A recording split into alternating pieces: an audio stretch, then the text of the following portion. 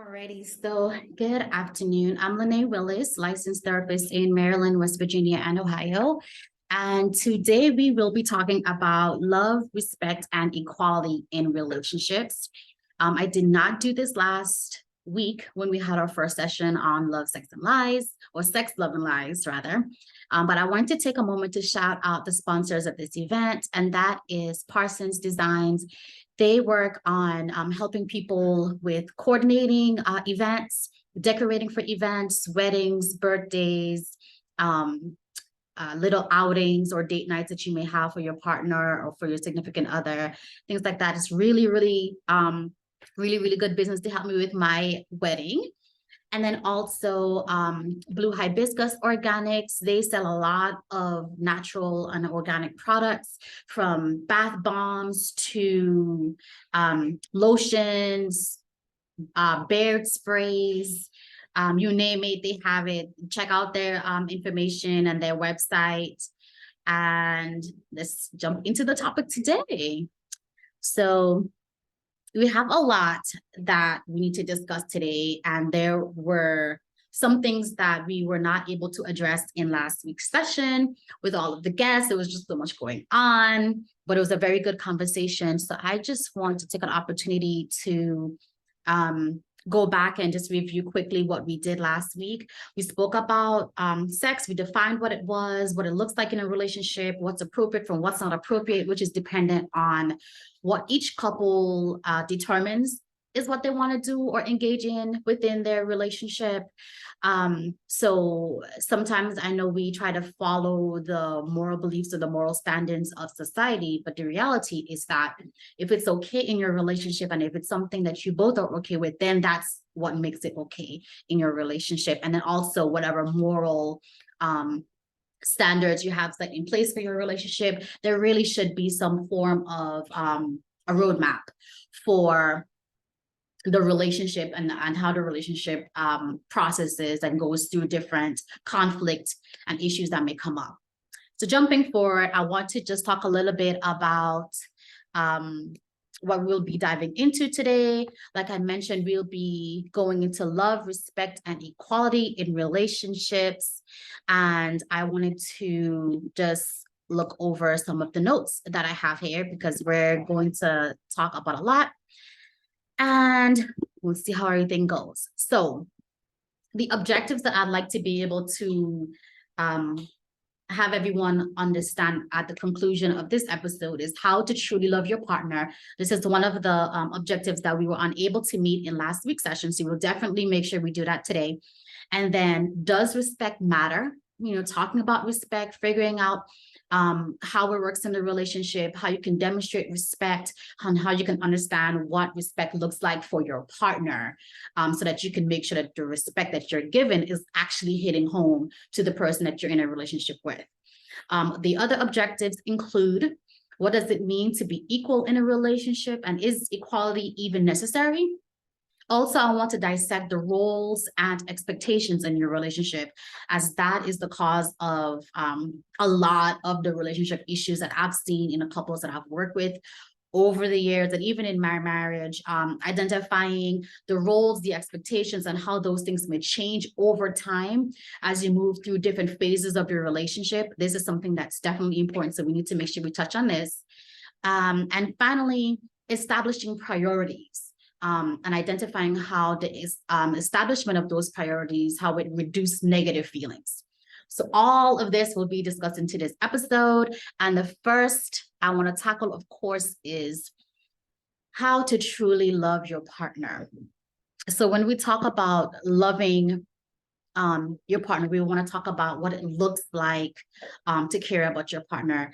Last week, we spoke about completing the love languages assessment and identifying the way that you receive love and understanding how your partner receives love. But I really want to talk about the love languages test itself. First of all, it is free for you to find. Let's see if I can actually pull up the link, love languages test. It's free for you to complete. And then what I like about the way that they have it, you are able to select it for yourself in a relationship, who you are as a single person, if you're a teenager, if you're talking about children, your relationship and your love language to children, there are different ones that you can select so that you're identifying the specific love language based on the specific relationship that you're looking into. So for example, for me, my love languages are, what are my love languages? My love languages are words of affirmation. Like, I know my husband loves me, but I also want to hear it. I want to hear him affirm me when I do something for him that he enjoys. I want him to say thank you, or I appreciate that. I want to know that I'm appreciated. It doesn't need to be every second of every day. An affirmation for people can look differently in different relationships. But for me, what I would want as far as affirmation goes is just knowing that the work that I produce or the time that I spend on something is something that is appreciated. And so in order for me to receive the appreciation and to receive the love from him, I like to hear, I like to receive those affirmations from him verbally, that he appreciates them. And then a second thing for me, my second love language is acts of service. So I know that my husband loves me because of the things that he does for me. So for instance, if he washes the dishes, which is not just his chore, but if he washes the dishes and also puts them away, or if he cooks and he washes the dishes, or if he cleans up, or if he puts gas in my car, if he goes grocery shopping and he buys me Snickers, that to me demonstrates his affection and his love for me. So what I would admonish you to do, if you are in a relationship and if this is something that's important to you, I want you to go on to the number 5, lovelanguages.com, and it would pull up a purple box. And let me actually see if I can pull it up for you, because do you a solid so you can see what it looks like. I want you to be able to find it yourself. So here it is. So this is the love language quiz. You can see here on the side, it has the button where it says start the quiz. You click into it, and then it asks you how you can describe yourself. So am I an adult? Am I a teenager? Am I taking the quiz for my child? Because sometimes you may want you may want to be able to identify your child's love language. So this is an option as well. So I'm going to say I'm an adult. And then how do I describe myself? I'm in a relationship. And then you begin the test. So you see how it operates. This is something that anyone can easily toggle through. Definitely make sure that you identify what your love language is, because it helps create the foundation of how you're able to truly love your partner and how you can receive the love from your partner as well. Keep in mind that your love languages is really how you receive love. And sometimes it's the way that you prefer to lead in giving love. However, your partner's love language is what guides what you give to them to demonstrate the love that you have for them. So say, for instance, like I mentioned, I love words of affirmation and acts of services. Those are my love languages. But for my husband, his love languages are physical touch and quality time. So for me to demonstrate love to him, he needs my time. So he doesn't need me to say, oh, babe, I love you. Like, it's great, but it doesn't tickle him. It doesn't give him the love from me that he desires. So you want to make sure that, yes, we recognize how we receive love, but we have to make sure that we understand how our partner receives love, because that's the kind of love that we want to make sure we're giving to them so that their love needs are being met. And sometimes if you find that your partner is unable to give you the love that you need, you may need to give them examples. You might need to say, I love it when you do, insert example here. For my husband, I love it when you go grocery shopping and you bring home something for me, because it tells me that you were thinking about me. It tells me that you love me or that you care about me, or I've been talking about getting something sweet all day, and you went to the store specifically just to pick that up for me. That tells me that you're listening to me. It tells me that you love me, you care about my needs, you care about my wants, right? So definitely want to make sure that that's what you're doing in your relationship to grow and improve the love that you have in your relationship. All right. So let's jump forward to the rest of my notes that I have here.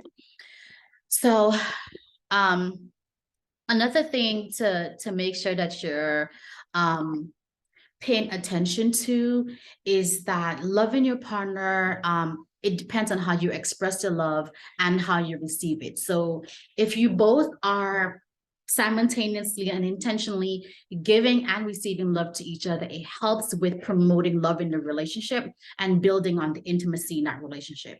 Not just the sexual intimacy, but the emotional intimacy. Because now you believe and you recognize, okay, my partner cares about me because he or she are fulfilling these things for me. Okay.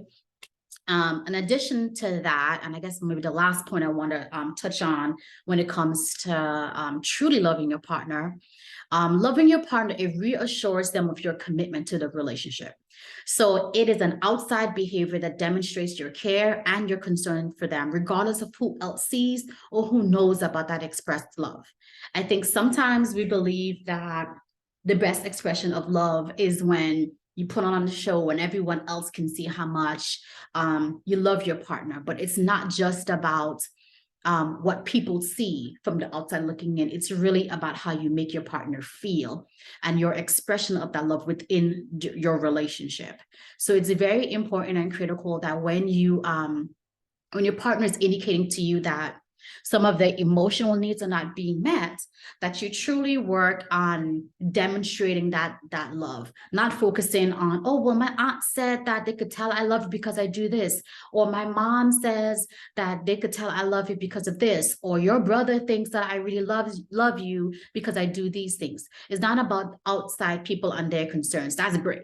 I'm glad that your auntie, your mom, and her brother recognizes that you love her. But if your partner is not truly receiving that love, who the love is really intended for, then you're missing the mark. And that's the important part about loving your partner. It's not just about your needs, your love needs, but it's also ensuring that you're engaging in the kind of love and the expression of that love based on how your partner receives it. Cool. Okay. I think we're good on that. Now let's jump to the next objective, which is respect.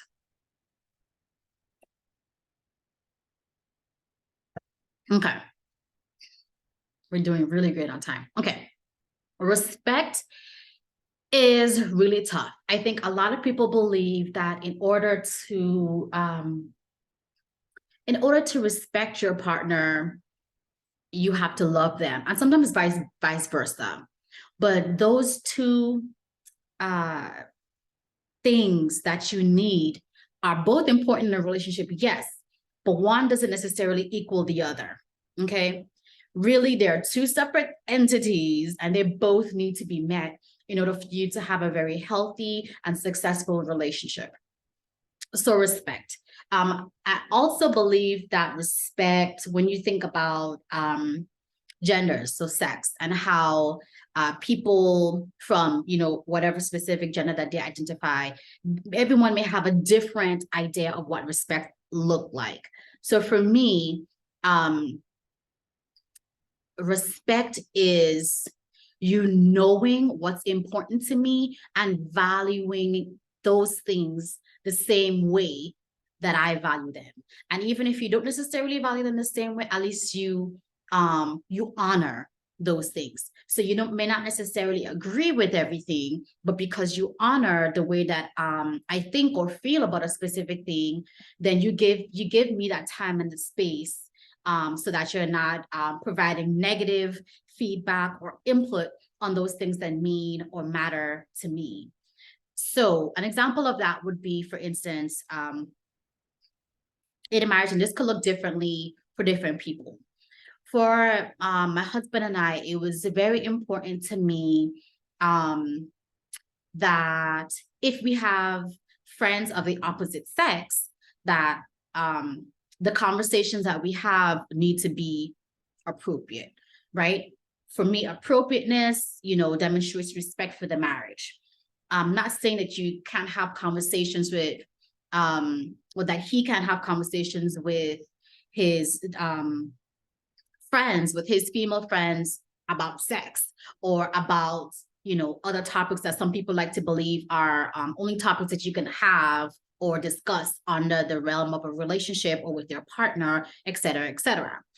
I feel like you can have very valuable conversations about sex or love or other things with people of the opposite sex, but it's really a matter about how you engage in that communication with those individuals, and also with the type of interpersonal relationship that you share.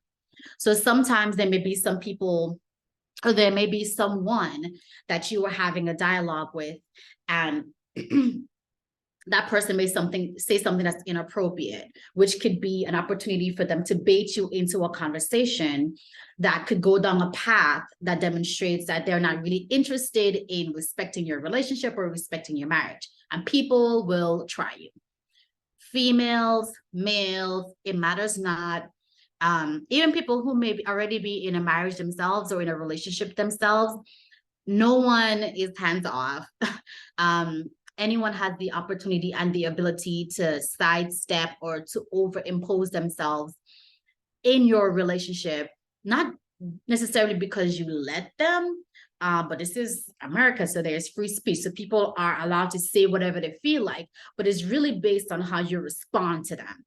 And that's what's most important. So say, for instance, my husband is having a conversation with a female, and let's say they're talking about sex. I'm going to pick the worst topic that they could, quote unquote, the worst topic that they could be having. And I'm not present or privy to the conversation. And let's say, the girl says, oh, well, if you're not having enough sex in your relationship, then, I know how you can have sex with someone. Automatically time out, because that's when the conversation has now taken a turn into something that is inappropriate and it crosses boundaries. So respect is when it is recognizing how to communicate or engage in interpersonal relationships with other people or with whatever entity, but in a way where you're staying within a certain guideline, again, right? Staying within certain boundaries. So that relationship, from the point, or that conversation rather, from the point that she says something like that, it's an indication that she's crossing the boundaries. Again, like I said, this is America. People can say whatever they want to say. The appropriate way for him to respond would be for me, and I know, again, respect can look differently for people. For me, if someone has an inappropriate relationship or inappropriate conversation or an inappropriate comment with my husband or something, that is his indication to end that communication. Or he can check the person. Now, I know my husband, he is not interested in engaging in confrontation. And that's okay. I'm not needing you to go around all of America and shut down conversations with all of your female friends and tell them that you're married. They know you're married. You know what I'm saying? So I feel like there are certain things that you don't need to necessarily over communicate. However, you can create the guideline like, hey, that comment was inappropriate. I would rather you just not ask me anything like that. And if you are incapable of maintaining, talking about my husband, he just texted me. If you're capable of maintaining that, then we can continue in our conversation. But at this point, I'm disinterested in kind of having that back and forth with you, if that's the kind of conversation that you want to engage in, because I feel like it's inappropriate. So he can either call it out as something that he finds inappropriate, and or he can disconnect the call. He can easily say, well, on that note, I gotta go. Click. Either one works fine, but you, again, need to identify what the parameters are in your relationship and what respect look like to you in your relationship, to be able to define those things in a relationship and then act on those parameters that you have set forth in your relationship. Again, different strokes, different folks. And we'll talk a little bit about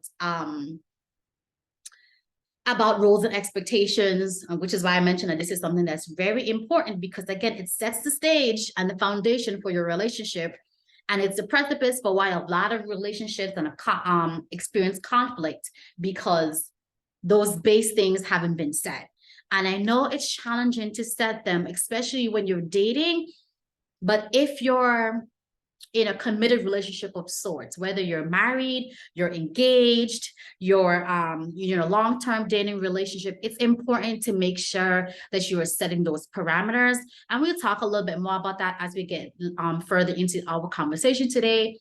So this is some good stuff.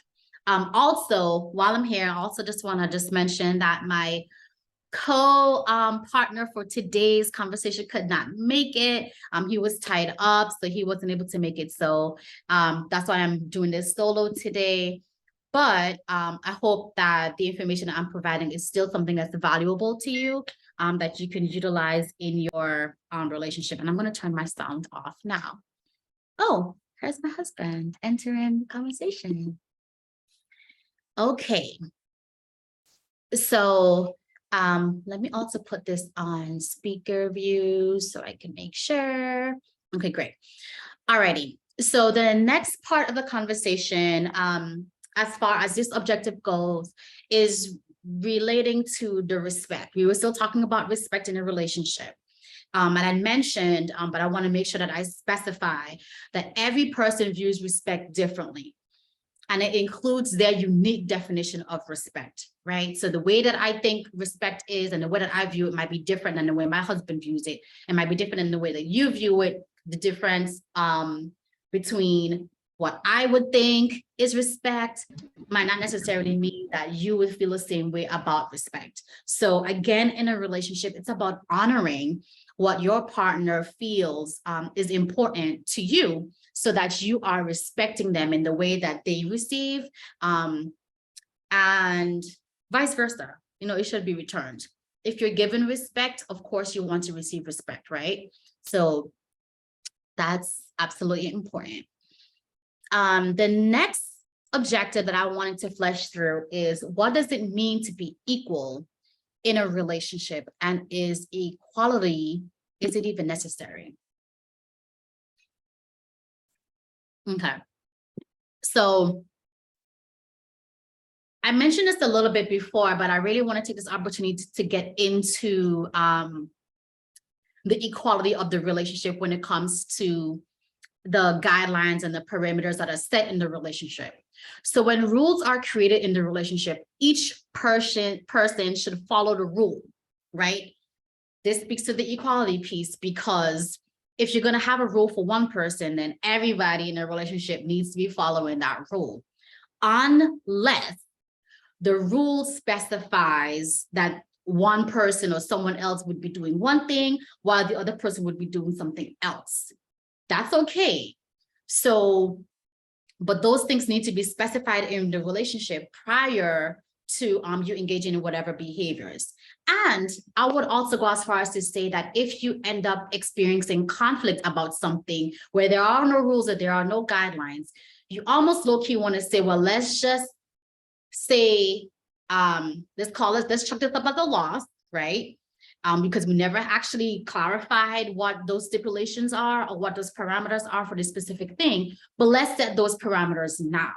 And then whatever those parameters are, they just need to be equal in a relationship. So for instance, an example of that, if I say in my relationship that I do not want him,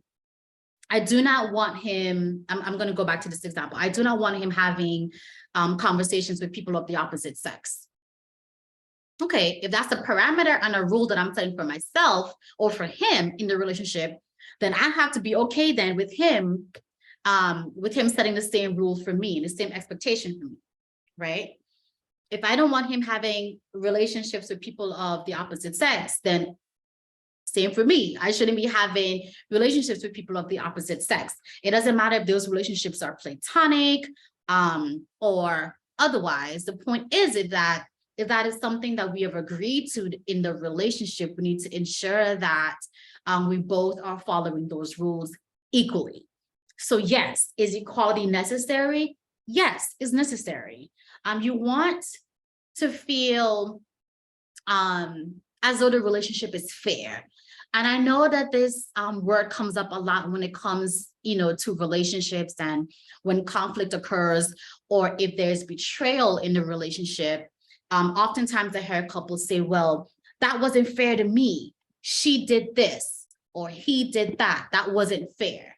And I get that, and it makes sense. Everyone wants to be treated fairly. But it doesn't necessarily mean that because one person engages in an act outside of whatever the parameters are, that now you have a free a hall pass to do whatever you feel like doing, or it's, you can do whatever you feel like doing now, or you can engage in the same act. It doesn't necessarily give you that allowance, unless, again, this is a stipulation that has been set. Like, if you have a conversation with, or if you have friends that are of the opposite sex, and I find out about it, then I'm going to have friends that are of the opposite sex. If that's the rule and stipulation that you guys want to follow, then that's cool. Do I think that's a little petty? Absolutely. Do people do it all the time? Yes. Does it work for your marriage or for your relationship? For some, it does, but it may not work for all. And sometimes you might need to try things out to see if it is something that's going to work for you or not. If it works, great. If it doesn't, you can squash it. Keep in mind too that the rules that you create in your relationship are rules that you create in the relationship. So at any point, you can decide, okay, this rule isn't working for us. Let's come up with something else. The only thing I would note about changing the rules in a relationship is that it could be hard for people who may be in the practice of engaging in certain acts and who have been practicing a particular rule for a period of time to remember or recall, oh, wait, we changed the rule on this. Now we're doing this instead. So there should be some allowance for grace during that transition period. But over time, as that new rule become a habit, then it would be a habit. So you'll begin to engage in that new rule habitually and periodically over time, to the point where the old rule that once stood would be forgotten. Okay, I hope I am making sense. It's really hard to have these conversations when you're not really getting a lot of feedback. So I'm just going to keep pushing through it and see, and hopefully as I get feedback from other, from people, then I'll be able to adjust future sessions. Now, we remain two individuals, when you're in a relationship, you remain two individuals working to become a whole in your marriage or in your relationship. But the point of that, though, is not to get lost in the marriage, but it allows for there to be true collaboration, right? So for instance, when you are creating these rules or these guidelines that your relationship hope to follow, you really want to make sure that you're working together on those rules. Not one person sitting down, I don't want you to do this, I don't want you to do that, and then the other person is just following suit. That's not a collaboration at all. That's like, what's the kind of excuse me, I'm thirsty, y'all. That's that's a dictatorship. You don't want to be in a marriage that's a dictatorship unless that works for you. Again, I don't want to sit here and talk about my relationship to the point of where I'm putting my rules and my expectations on you for what you need to do. Every relationship is different. People have different needs. People desire different things. Some people want someone who's a leader and who can dictate and follow things, the way that their dictator emphasizes in the relationship. If that's something that works for you, that's great. But if it's not something that works for you, that then makes the relationship unhealthy, and your needs, your emotional needs are going unmet.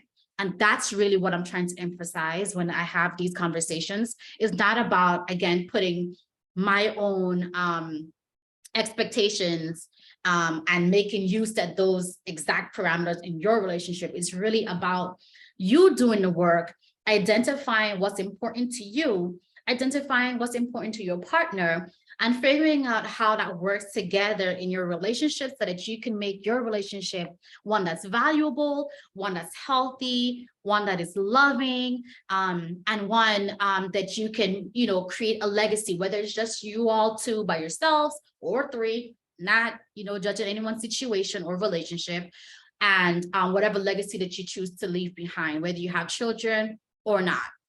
Okay, that's all I'm saying. All right, so now for the big kahuna.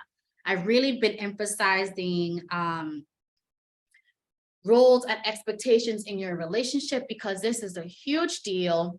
And it is something that people have difficulty identifying and creating in their relationship. And to be honest, in a lot of the couples that I see over time, what I recognize is different or challenging for them is that a lot of the couples individually, they do not know themselves. So I have, and this is couples of different age groups. So it's not just couples that I see that are in their early 20s, just kind of trying to figure out if they're even ready for marriage, if I'm doing like premarital counseling or something like that. I'm talking about couples who are older, who are in their 40s and in their 50s, and who should you like to think would know who they are, but sometimes because of past traumas, whether it's sexual, emotional, or otherwise, or maybe even anxiety or other mental health issues that can impose within that relationship, it could impact people individually. So you also have to be sensitive to the precursors, things that exist prior to you entering into a relationship, and how those things could impact your partner in a relationship. Because while you might bring things into the relationship, and it may not be an issue for you to carry in a relationship, it may impact your partner. So just kind of keeping your mind on swivel in a sense, as far as trying to be sensitive to what your partner may be experiencing as a result of something that you may be bringing into the relationship. And then also how that can impact the relationship as far as the love and how the person might receive love, and also how you might give love, right? And how you might receive love as well. So going back, roles and expectations in your relationship. So I guess I want to start this out by saying that what society deems necessary for roles, it may not be the best fit for your relationship. So I'm going to repeat that because this is so important. Okay, importante. Se today importante. What society deems necessary for roles may not be the best fit for your relationship. In other words, not because you saw it on TikTok or you saw it on Instagram or the Washington Post is talking about these specific things that's important for having a healthy relationship. It may not necessarily mean that it's the best fit for your relationship. Okay. Again, what you need to do is to identify the expectations for your relationship, right? Now, if you haven't identified the expectations for your relationship, you got to ask yourself why. Why haven't you done those things? Is there something that you are afraid of touching or going into? Are you disinterested in doing your due diligence when it comes to assessing if a person is the right fit for you? Or do you already have the answer and you're afraid of that answer, but because you're in love or you want to be in this relationship, or you've been pining after this person and now you finally have them in your grasp, that you're willing to do whatever it is and throw caution at the wind and just go straight into this relationship? There could be so many different reasons why we put aside identifying expectations in a relationship And those are just like a few of the reasons. Maybe you didn't know that it's something that's important for you to do in your relationship. Maybe you aren't aware that this is something that's necessary to having a healthy relationship, or maybe you're not even interested in having a healthy relationship. Maybe you just want to be in this moment and just kind of like live day by day with this person and be in this relationship and just keep it pushing. If that's all that you're looking for, then that's great. Okay, cool. Have fun, enjoy your relationship and whatever it is that you're getting out of it. However, if you want a long lasting relationship, which is what I'm referencing, we're talking about people who are seeking healthy relationships. I'm talking to those people who want to see a healthier outlook in their current relationship, or people who are currently married and are interested in turning things around in their relationship. It is important to create expectations for your relationship. What those specific expectations are going to be is solely up to you, okay? You and your partner or partners need to identify what those expectations are, because it would help with reducing, how dare I say 100% of the conflict. I'm going to say 90% of the conflict, but here's why. You may not be able to flesh out all of the expectations in one conversation. Not to mention, something else that I spoke about, expectations change over time. As you grow, as the things that you find interest in change, as you identify that there are changes within yourself, you might notice that things might change over time. So you really just want to be careful and cautious about what's important to you. And it's important for you to just make sure that you want to make sure that those expectations are set, so that at least for, if not for other people in the relationship or for the other person in the relationship, you know what you can expect of yourself and you know what you can expect of your partner. Okay. Now, how do you go about having these initial conversations with your partner about creating expectations? You know, you can just walk up to your partner and say, hey, I'm realizing that we've been butting heads on this issue. And I want to have a conversation with you about it, just so we can kind of figure out how things are supposed to be moving forward, or what your expectations are, so that we can move things forward. Or I realize that I've been getting angry about this issue, and I realize that I may not have even had a conversation with you about why this angers me, right? So pull your partner aside or partners aside and have those kind of conversations. And if you don't have the time to flesh out all the expectations, at least flesh out whatever might be rising to the top on your mind, as far as what your concerns are, and then how you can navigate those concerns in your relationship. Now, as far as roles, I'll give you an example. I mentioned at the start of the call that roles and expectations change. And I know for myself and in my marriage,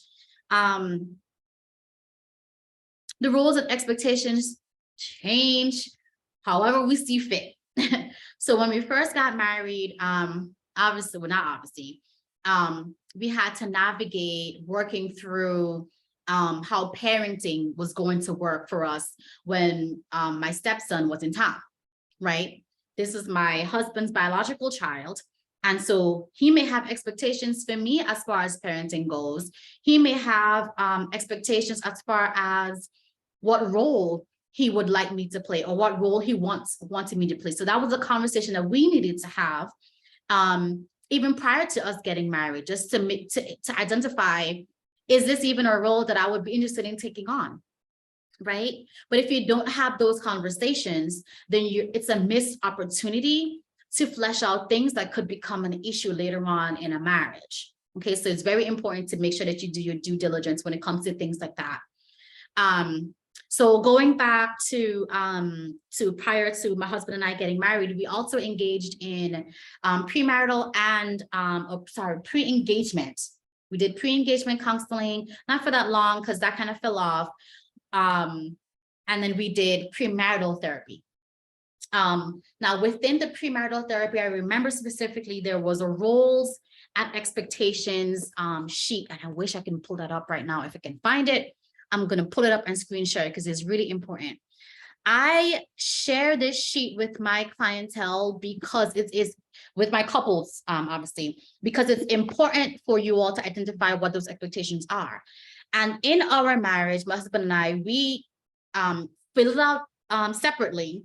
And when we came back, we kind of processed it with our therapist to identify, okay, what are our expectations moving into marriage? Am I going to be paying the bills? Am I going to be the breadwinner? Am I going to be the one who cleans? Am I going to be the one who exposes the trash? Excuse me. Am I going to be the one who does the grocery shopping? Am I going to be the one who does the ironing? So on and so forth, right? We had to identify those things because even those little things, your roles and those expectations, like I said, it could become a conflict. So for instance, before I got married to my husband, I said to him, I don't iron and I don't do windows. Those are my two things. I don't like cleaning windows. I don't like cleaning windows. I don't like the dust. I'm allergic to dust a little bit. I'm not gonna I don't need an EpiPen or anything, but it makes me sneeze. Sometimes I can break out in a little hive or something. And I'm just disinterested in doing it. I don't want to do it. Disinterested, no. You could do that. I told him that from the very beginning. He probably doesn't remember, but I do not do windows, but I'm very purpose. And also, growing up, I had an experience with cleaning windows and I never wanted to return to doing that again. And so here it is. I don't do windows. Okay, period. I also don't iron, mostly because, again, a bad experience in childhood where my mom used to make me iron all of the school clothes for everybody in the family. I ironed all my school clothes. So that's 5 shirts, which included like a PE shirt, which was like a t-shirt. And then 1 or 2 skirts, because the school that I attended, we wore uniforms. So I had to iron all of that. And then I would have to iron my brother's, all of his 5 shirts, and then my younger brother and sister. So I really think that that's probably why I don't like to iron my clothes. And then guess what? My dad started ironing my clothes because my dad realized that I didn't really like doing it. Maybe he saw the trauma and he was like, you know what, baby girl, I can help you. I'm not his baby girl. I'm his middle daughter, but whatever. I like to think I'm his baby girl. Anyhow, he started doing all the ironing in the house. And whenever I had something to iron, I would just give it to him and he would iron it. He would give it back to me. It was never a problem. So there was certain things or roles that I wanted to bring into my marriage because of the way that I was raised or because of my childhood experiences. And it's impacted the way that I see certain things today. Now, when we, fast forward all the way to the point that we got married or we became pregnant, let me say, when we got pregnant, I said to him, I can do everything right now except for cleaning things with heavy smells and things like that, because I'm pregnant, I don't want to inhale those fumes. However, once she is born, and because I'd intended on breastfeeding, I imagined I was going to be tired. I'd read a lot about it. I felt like I just didn't want to put myself in a situation where I would play myself, where I would say, okay, yeah, I can still be responsible for cooking and still be responsible for cleaning. And thank God for my husband, he can do all those things. But when we got married, I intended to. I wanted to do those things, right? Cook, clean, kind of have those traditional wife roles because it was important to me. It doesn't necessarily mean that your partner should engage in those acts, but it's definitely a conversation that you all need to have, right? But jumping forward, I knew that it's not something that I could do as consistently as I would like to. And in addition to that, I was going to be transitioning my business full-time. I was already doing full-time therapy, but because of the pregnancy and appointments and things like that, I was kind of working around doctor's appointments. And it was okay because she wasn't here yet. She was still in here. So I didn't have to worry about breastfeeding and changing and napping and all of that stuff, right? So I asked him if he can identify three I guess chores that he can take on. And he decided that he would throw the trash out, he would cook, and he would wash dishes. Those were the things that he decided to do. Does he really love or enjoy doing all of them? Probably not. I know he enjoys the cooking. He loves to cook. So that always worked. But I know that it was something that I needed in the relationship. So we had to have those conversations. So again, every relationship must have roles and identified expectations for there to be appropriate checks and balances in the relationship. Great. Okay, now we are at the last point. Y'all, I made it through the whole thing. Sometimes I have so much information that I'm trying to like pack into one session. And like I said last week, because of everything kind of going on, we weren't able to touch on all the objectives. So I was able to cover one of those objectives and the objectives for today. So we are ending with the last objective, which is establishing priorities and how doing so it can reduce negative feelings. So I want you to think about this for a moment. Consider every relationship you have in your life, okay? Every relationship.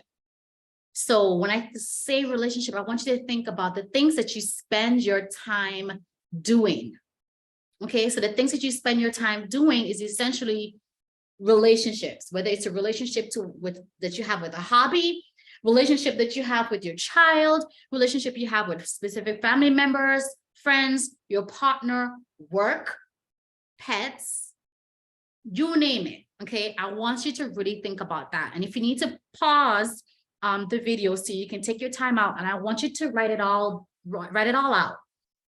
I want you to identify what you spend the most time in.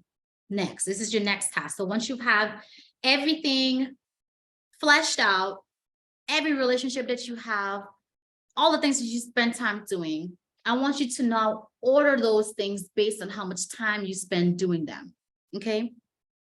So even if you want to put sleep on there, I usually don't include sleep, but if you want to put sleep on there for those people who know that they're not having enough sleep, which is important as well in your relationship, and just for your emotional health, you definitely need to have sleep.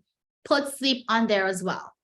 Work, partner, child or children, pet, parents, extended family members, close friends, regular friends, acquaintances, whomever you spend time with. Now, I want you to look at the list that you have, make sure you have everyone covered. Now, what I want you to do is to create a third list. So the first list is just an exhaustive list of all the relationships that you have. The second list is the list of ordered by the amount of time that you spend doing them. So for me, that might be something like work, my partner. Also, if you consider yourself to be religious, if you spend time with church or doing church activities, please go ahead, put that church group on your list. Put the pastor on there if you know you spend extra time with the pastor or whatever. Make sure you're fleshing out all of those relationships. Your third list, number three, in the third list.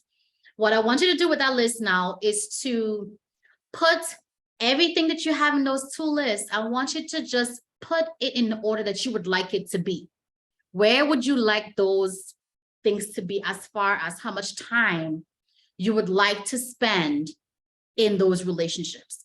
So if you know, okay, I know I work a lot, and work is now my priority number one. So outside of the workday, outside of the regular 9 to 5, or 8 hours a day. I know some people don't have that 9 to 5 specific workday that they have, but whatever those 8 hours are, whenever you spend it, outside of those 8 hours, how else are you spending your time? That is what I want you to communicate. I would like to spend more time with my partner mode. So I would like to spend more time with me, doing things for myself, getting my nails done, getting my hair done. I don't know, whatever else, working out. That's something that you might prioritize. Put the gym on there.